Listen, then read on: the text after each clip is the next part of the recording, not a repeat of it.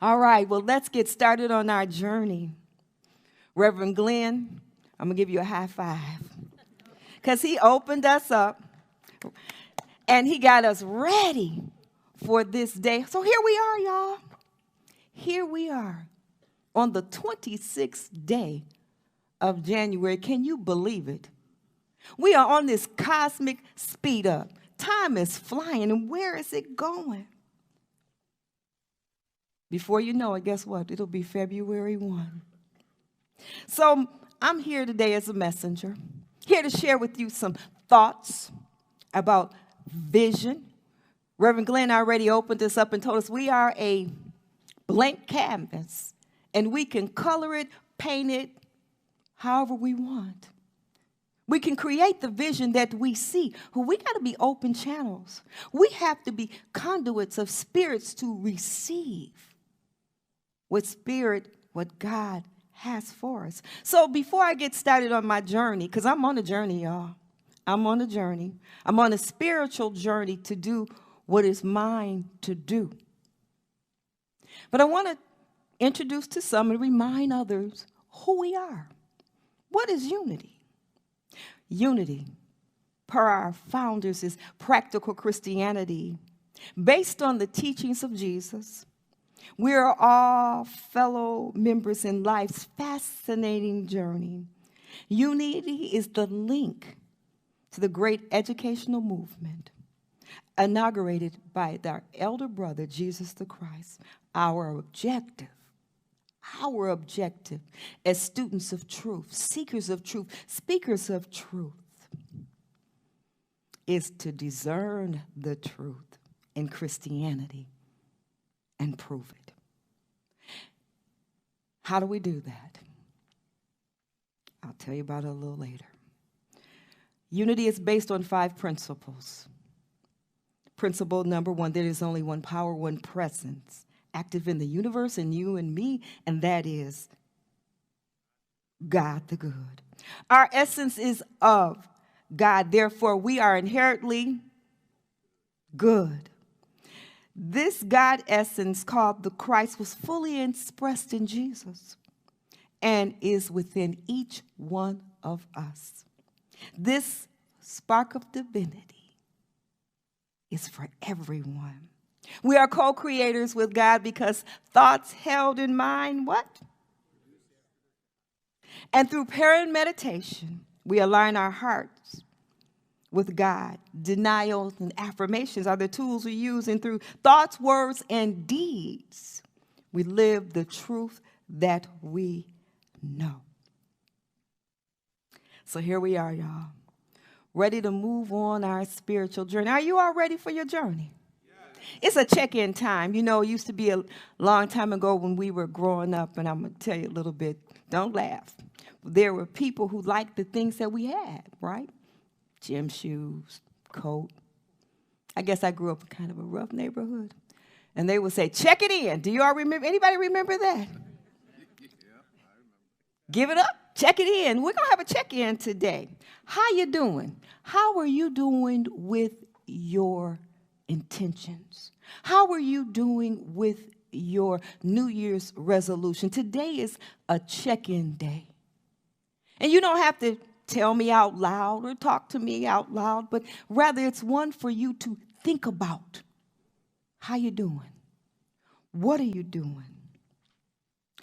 I was driving and I needed to get to a certain destination. And I use OnStar. How many people know what OnStar is? How many of you have a smartwatch, a smart mouth, Alexa? Any of those things that could give you support and guidance. Well, I was driving along. It was dark, didn't know where I was going. And she said, you have left the planned route. Directions will resume when you return to the route. Do you need updated directions? Now, I'm the only one in the car, right? It's me and I have to be sure not to mix up their names because I have Siri and Alexa, right? And sometimes they get mad about me mixing up their names. One time I was riding with them, and I said, Siri. She said, that's not my name. I said, Alexa, and she said, that's not my name. And my sister looked at me like, did we really hear that? Anyway, I left the plan route. And as we look at that metaphysically, I'm asking you that question. In your plan, have you left the plan route? Have you left the plan right, or are you on route, on point, and continuing to go? Now, if you left the plan route, that's okay. If you haven't planned the route, that's okay too, because that's why we are here. We're here to make sure that as we move into this next month, that we are on target, that we are doing what we said we were going to do. See, we are on this spiritual journey, understanding, seeking, and finding out who we are. And that blank canvas, Reverend Glenn, could be our blueprint, our roadmap to getting us to where we need to be. So as I prepared for this message, I reflected on the importance of that V word. What's the V word? Vision. And setting our intentions for the year ahead. This month in our mastermind journal, how many of you have a mastermind journal? If you don't have one, you need to get one. We focus on aligning our consciousness with spirit to discern our purpose, to be set on a path of transformation, to secure the tools and the spiritual practices, Leah, to move us along on our spiritual path, that path of transformation. See, we are all travelers here on this space to fulfill a sacred contract, to do what is ours to do what God has called us to be. And we've started it with those beautiful white stones. How many of you have your white stones? How many of you have actually written your word or your phrase? You still got time. It's all right. And so we're using the white stone, the mastermind, to get us ready. Are you ready? Are you ready? Are you ready? Our spiritual foundation for our two scriptures. And my virtual assistant corrected me again. I used to say Habakkuk. She said, nope, that's not how you said. She didn't say no, but she said, she pronounced it correctly for me. How many of you have an Alexa? She can be different, can't she?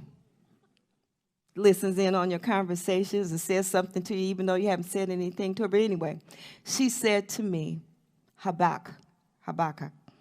And so Habakkuk 2:2 and 1 Chronicles 4:10 are our scriptural foundations. So what is in a vision? The power of a vision provides guidance, instruction, and encouragement. And metaphysically, a vision is the ability to see the good, the true, and the beautiful everywhere we go. And without vision, we lose our way. And as Proverbs 29 says, where there is no vision, the people perish. Vision is not seen with the physical eye, but with what the Course in Miracles describes as the spiritual eye, or the eye of Christ. Vision is much like faith, seeing it, affirming it, knowing it before it manifests in physical form. Living in your vision requires you to see it, plan for it, and construct it based on the plan the Holy Spirit has for you. Now, as we think about this word vision, I'm reminded of our founder, Jack Boland, the founding minister of the church of today, whose teachings led this grand work for the vibrant spiritual community that we are. the community that we are known as Renaissance Unity. And I would be remiss in my mentioning him if I didn't mention those few people who pioneered this whole idea of creating a spiritual community steeped in new thought. The group that met somewhere in Grosse Pointe and then somewhere in a YMCA, and they eventually ended up on Quorum in Queens on the east side of Detroit. That was a vision. We are all benefactors of vision. This spiritual community, the clothes we wear, the food we eat, the car we drive, our vacations, the music that we listen to. We are all benefactors of someone's vision.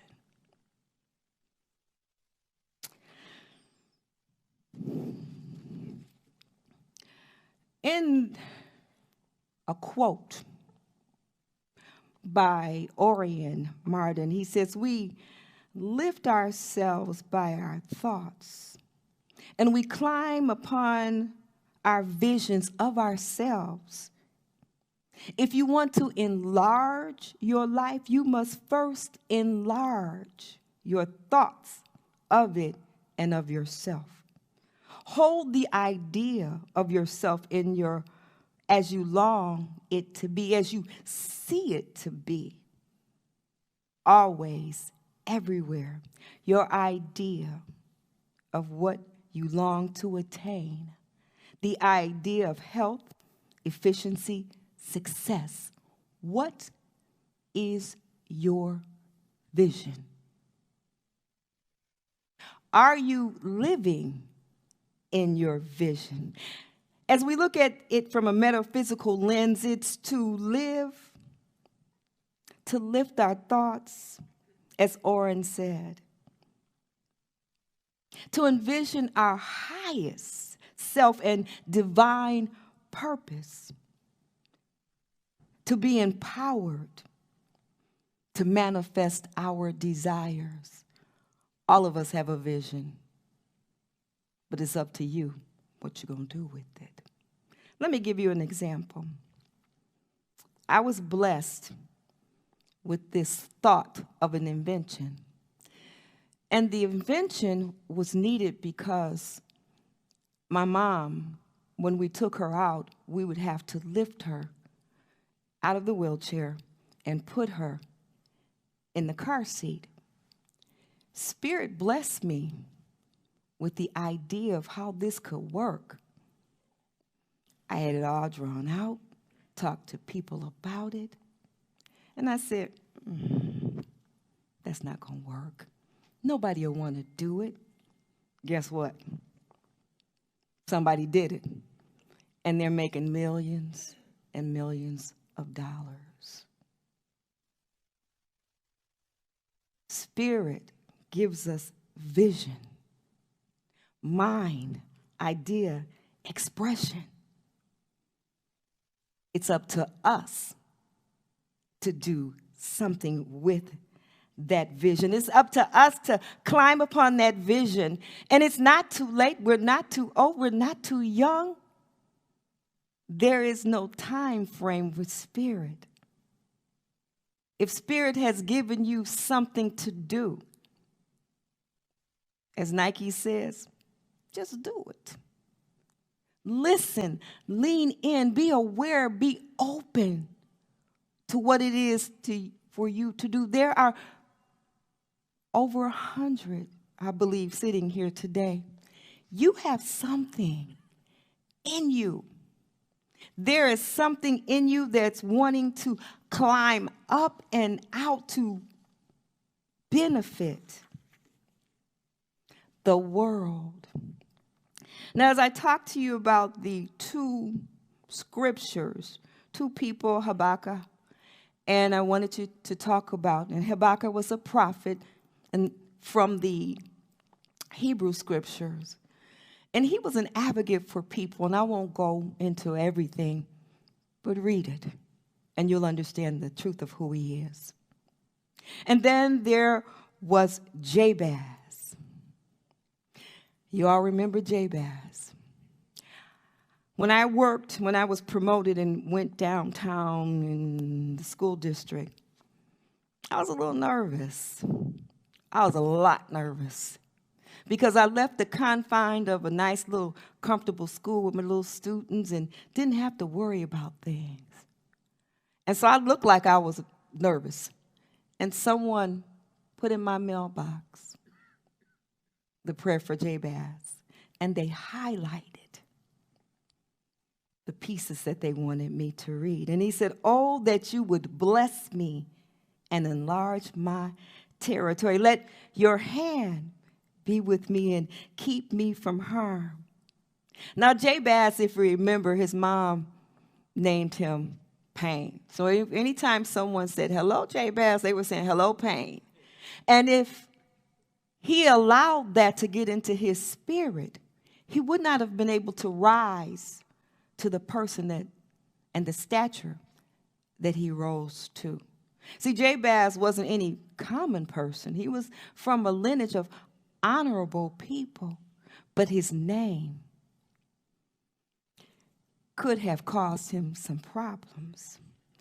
And he said, "No, I'm good." And he said to God, "You know what? Help me. Enlarge my territory. Give me something to do. Show me what is mine to do. Keep me from harm. Let me be what you need me to be out here in this world for your people."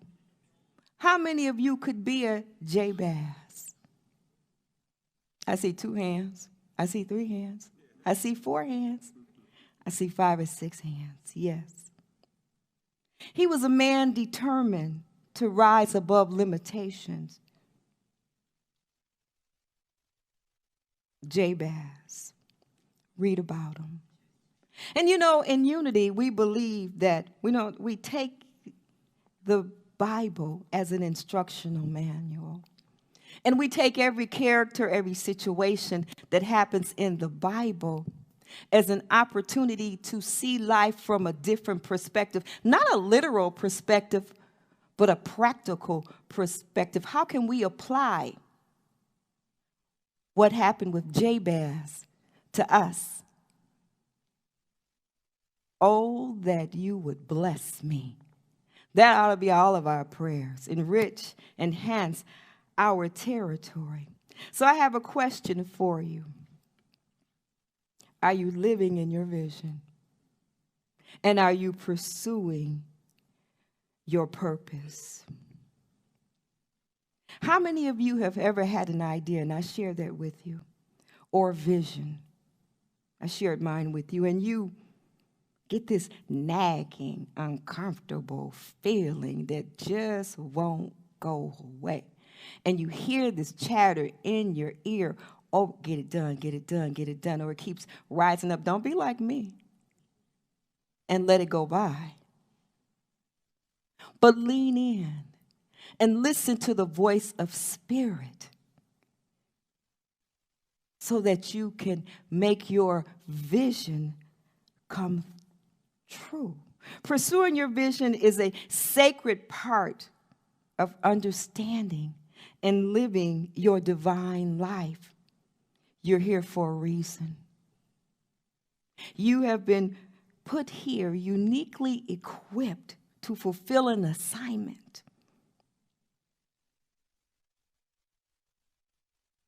Spirit gently, persistently calls you to do what is yours to do.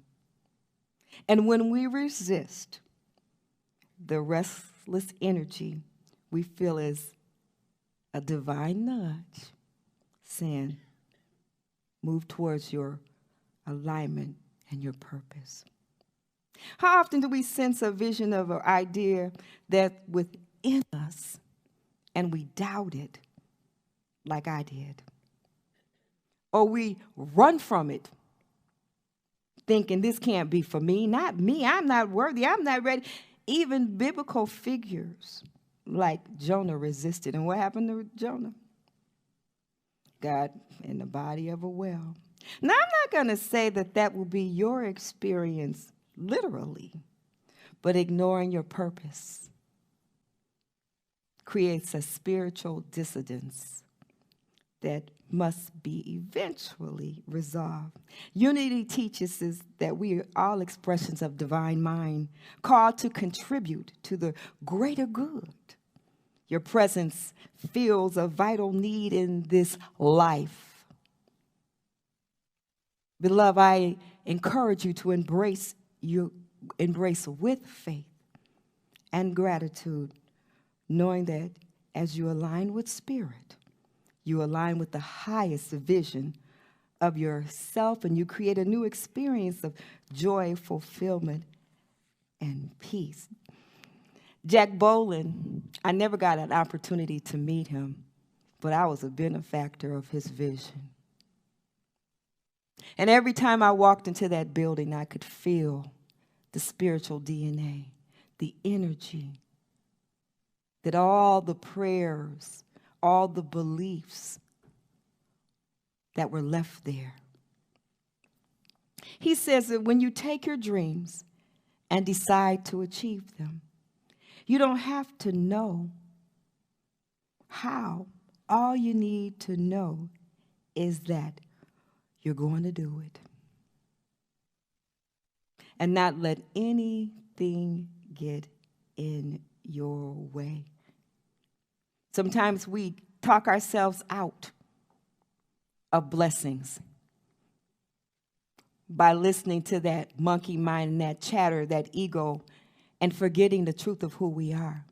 You remember I mentioned the 5 principles that we are the essence of God. We are divine expressions of God. And so in that, this is who we truly are. I like to listen to the news.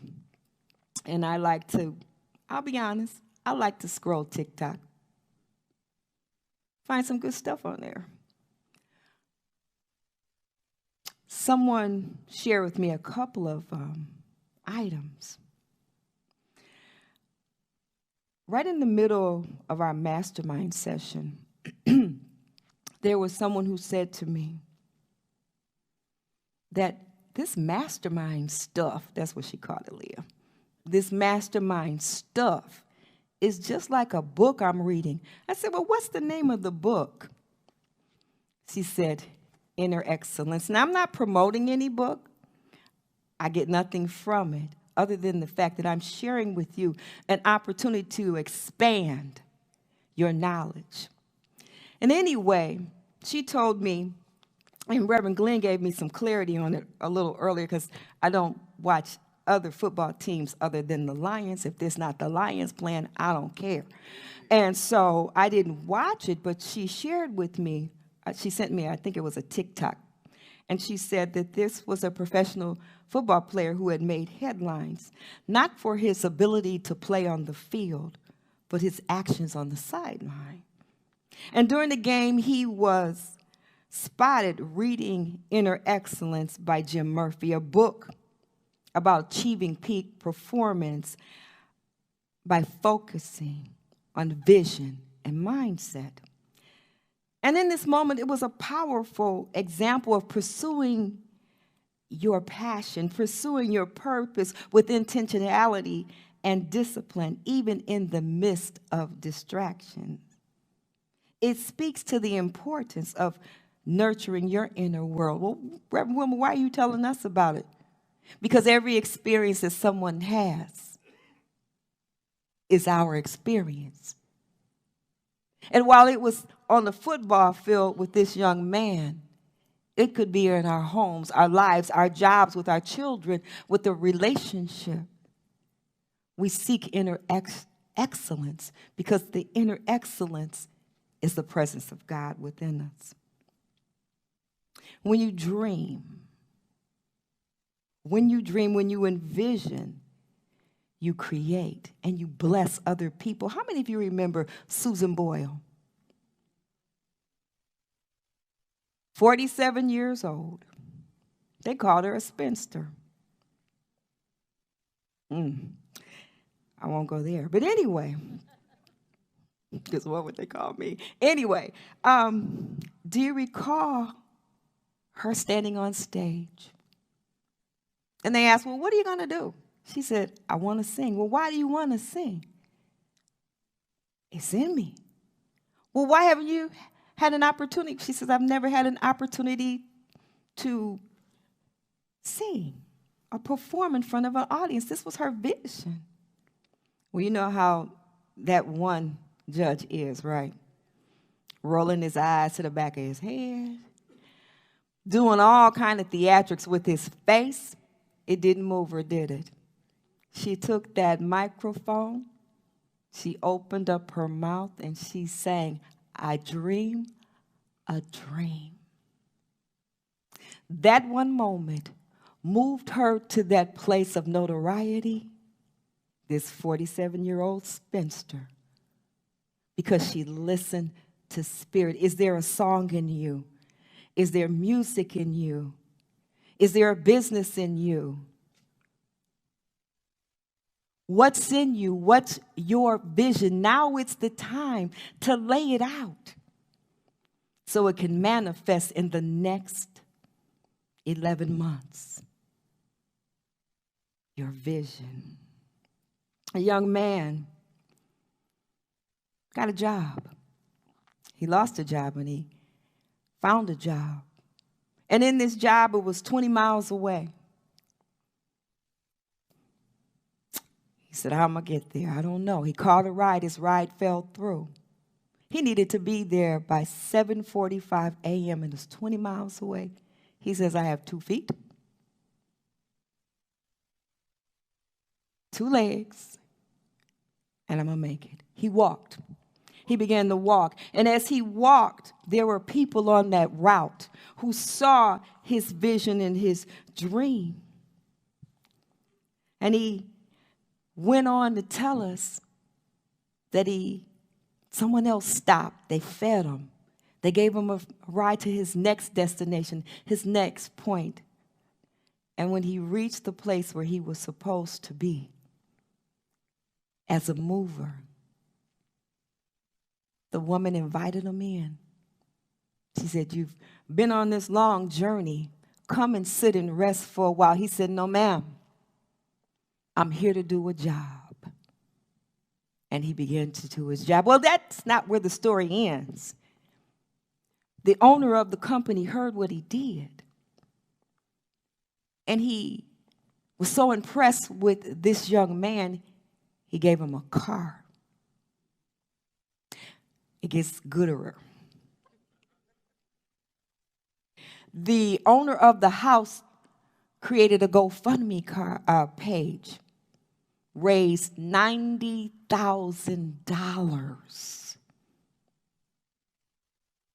Still got more. He took a portion of that $90,000 and gave it to his high school.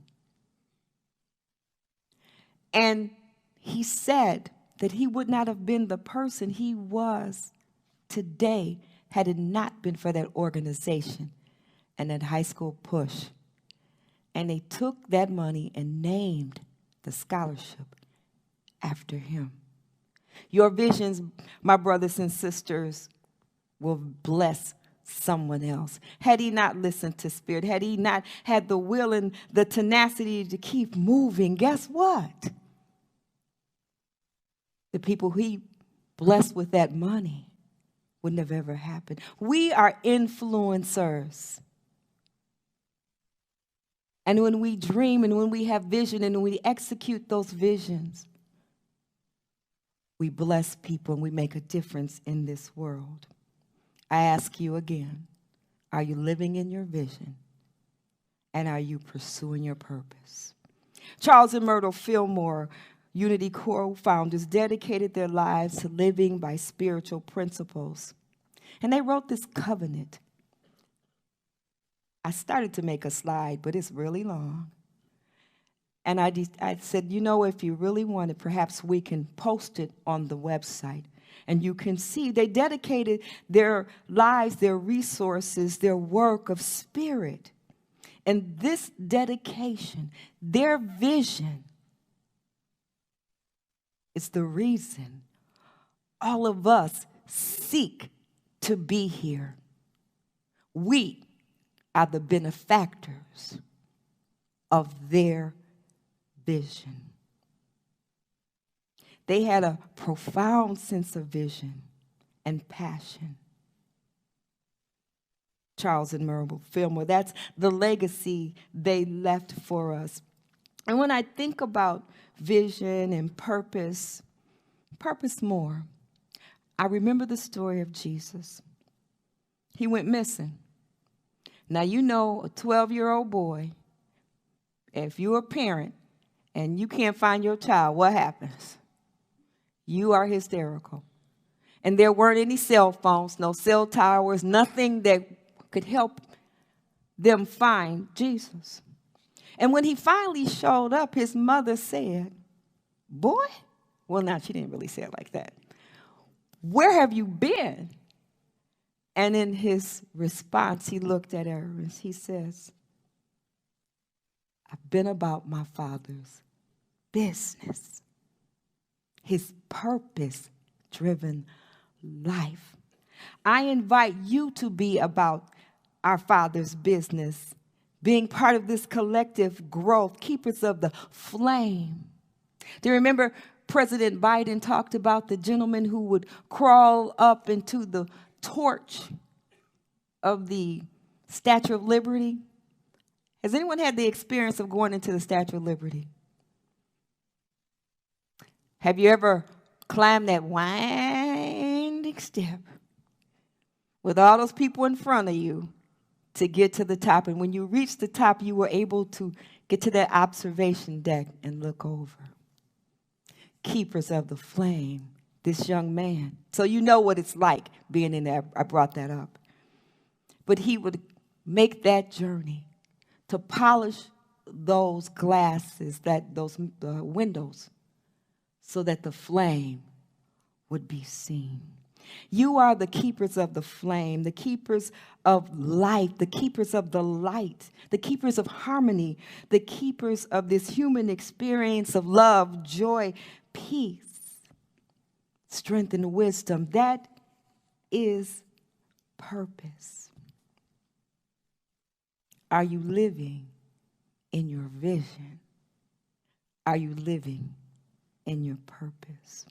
As we move on to the next slide, I said to you, Habakkuk, I still say Habakkuk, I don't know. She's told me to say it differently. I say Habakkuk, 2:2. It says, "And the Lord answered me," because he asked this question. He was a prophet, and he said, "What am I going to do? How do I support people?" Read it. Go back and read it. I won't give you the full story. And the Lord said to him, "Write the vision. Make it plain. Write it upon tablets, that he that reads it will run with it." Now, I looked at this idea of run. It's a verb. And it's got many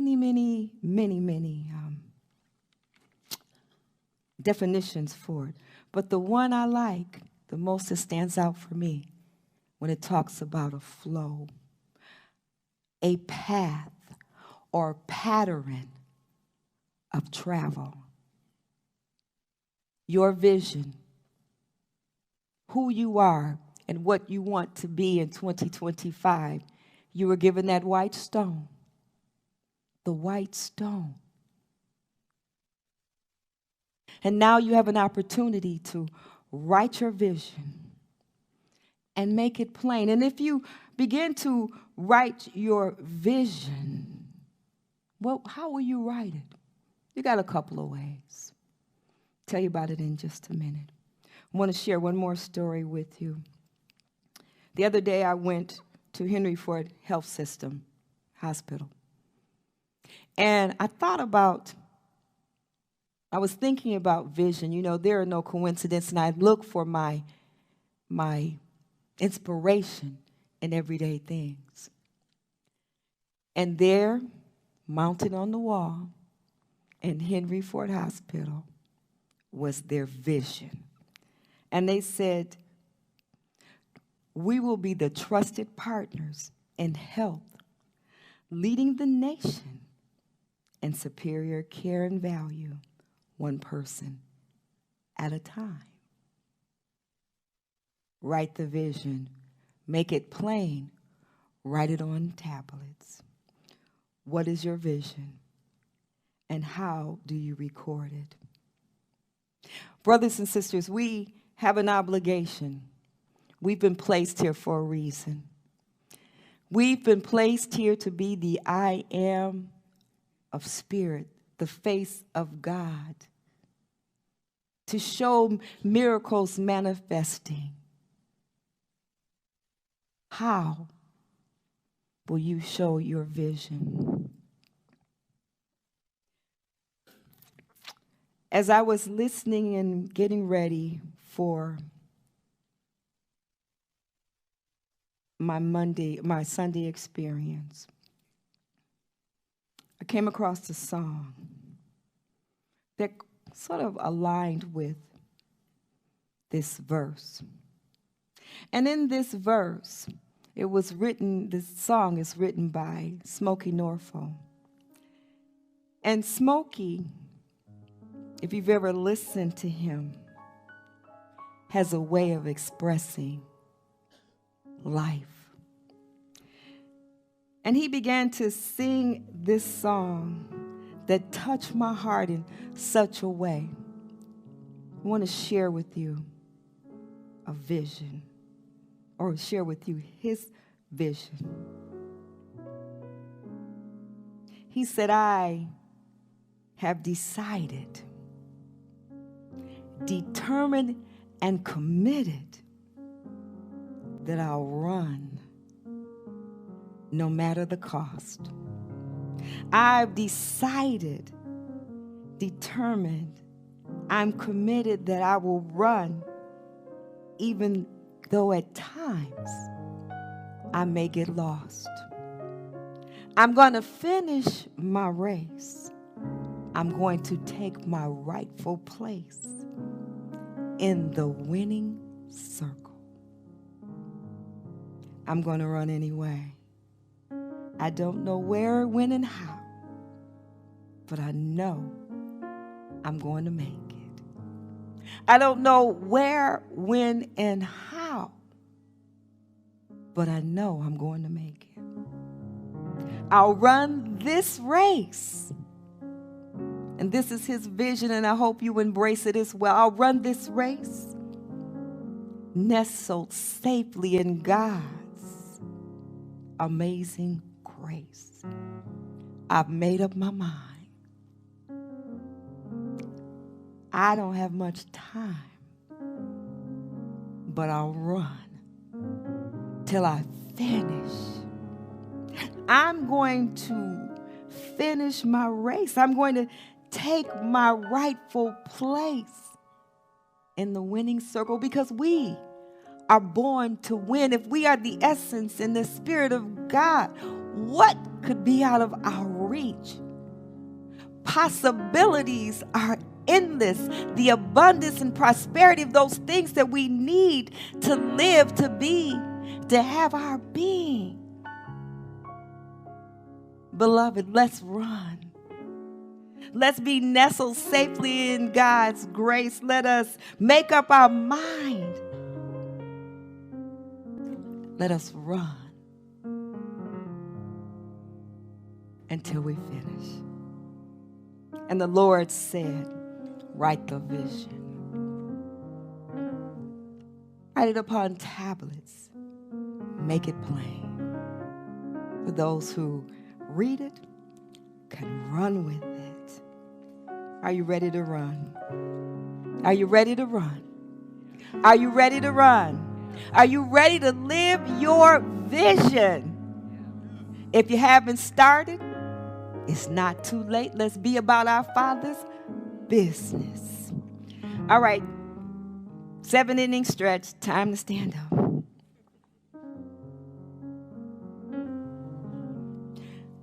So we have a prayer of faith. written by Reverend Scott Aubrey. Read it. Let's read this together. You ready? I rest and move in the awareness that life is forever poised to bless me with goodness, knowing that God's good pleasure is to give me the kingdom. I lift my faith, my vision, my expectancy, and I receive it. Amen. You may be seated.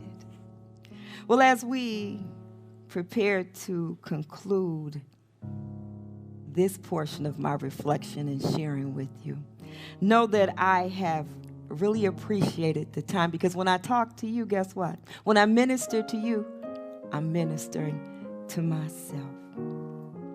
So I invite you to reflect on my question I've been posing throughout this talk. Are you living in your vision, and are you pursuing your purpose? This week, I want you to do something for me. I want you to write a letter to God, outlining your vision for 2025. Be specific, be bold, be inspired.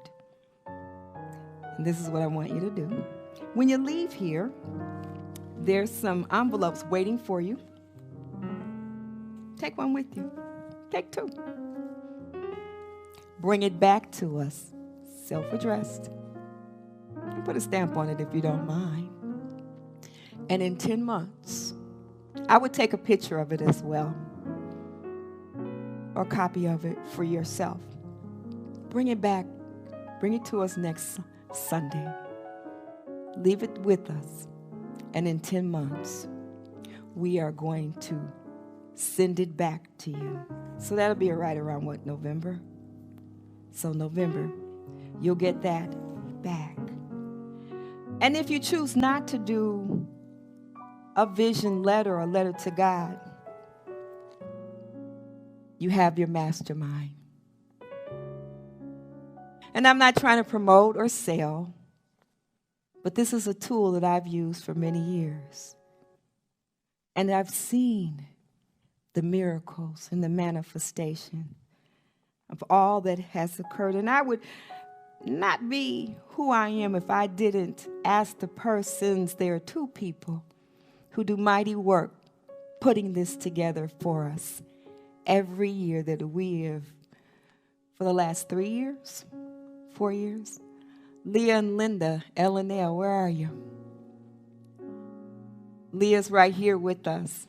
And she, right here, here's Leah, right down here. Raise your hand, Leah, so they can see you. And she makes sure, Linda left out, but you know Linda. They make sure that this guide is ready for us. And they pour so much love, and I know that they pray about it. They have spirit about it. And they continue the vision of Jack Boland. Seated next to her is an amazing gentleman. How many of you got your white stones? Can I tell you the artist who took every last one of those stones, blessed them, and put those beautiful pictures and colors on it? Again, Miss Leah Beck. Let's give her a hand. See, this is a community that works together, and we do things to support one another in this growth, and it's her visions, their vision, our visions, the visions of everybody else that blesses us. So do you believe that your vision, when you listen to Spirit, has an influence and blessing on other people? Do you believe that? And even if you don't, go ahead and fake it till you make it. Renaissance Unity, my friends,